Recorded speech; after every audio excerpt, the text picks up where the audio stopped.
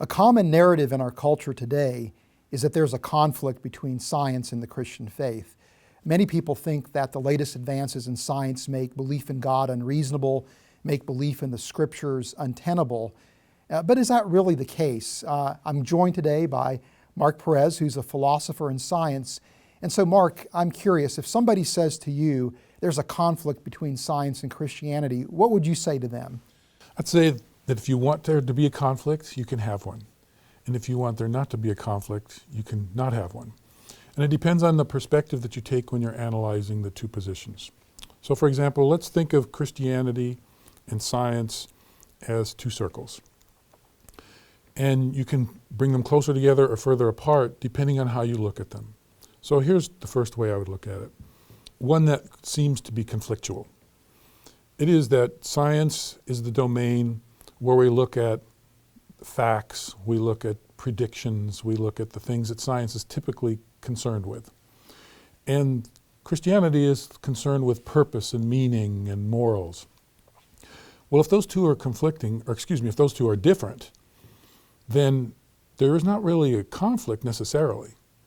But let's say the scientist makes a claim that the Christian wants to challenge. The scientist may say, what are you doing in my domain? You have no business here, and then there's a conflict. Or the Christian says, well, science is talking about something that has something to do with the Bible.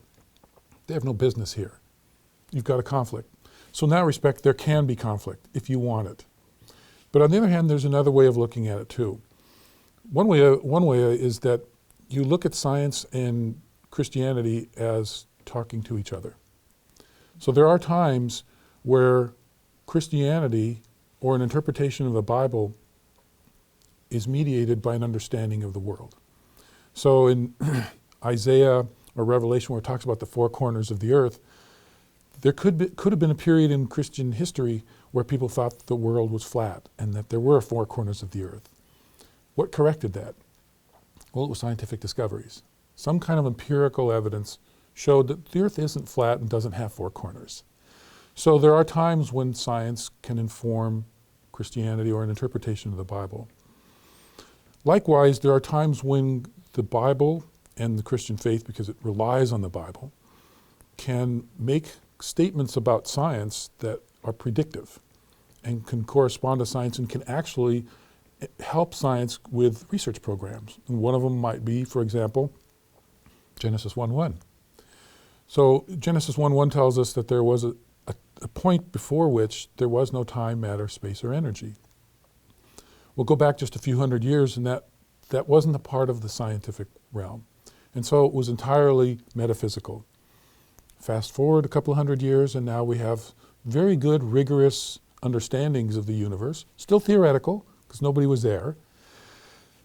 But those understandings, those theories are so strong now and tend to be continually reinforced that show that the first section of Genesis was accurate, remarkably so.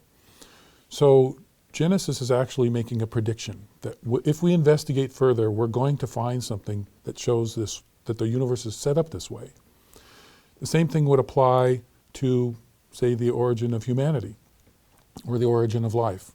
The Bible has very, very specific things that it says about those, and it says them to science. So to the degree that science can inform scriptural interpretation, and the scriptures can make predictions that scientists can actually work from, there is no conflict. They're not only are they not in conflict, and not only are they harmonious, but they're mutually beneficial. Now, what would you say, again, as a philosopher of science, to somebody who says it's impossible for someone to be a person of faith and also a science with integrity? What would you say to that objection? I would say it depends on what you mean by integrity, because you could be scientifically accurate and still lack integrity because you know what the answers are and you post the wrong ones in your peer-reviewed journal article because nobody's going to test it. A Christian won't do that because in a Christian there is a virtue and an appeal to God that doesn't exist in the scientist who's really just trying to make a name for himself. And I'm not saying that that's what scientists do normally. But there is a standard for Christian practice of science that's higher than the standard of non-Christian practice of science. There's another way of looking at integrity too, and that is the wholeness and completeness of the purpose of the work. So can I be a scientist and look at things from a Christian perspective and still do just as good science as someone who isn't? And the answer is absolutely yes, because we both are looking for the truth. And the Christian scriptures, the Holy Spirit tells us we're there to find the truth. I can work side by side with a non-Christian scientist whose purpose is to find the truth, and we're going to work with integrity.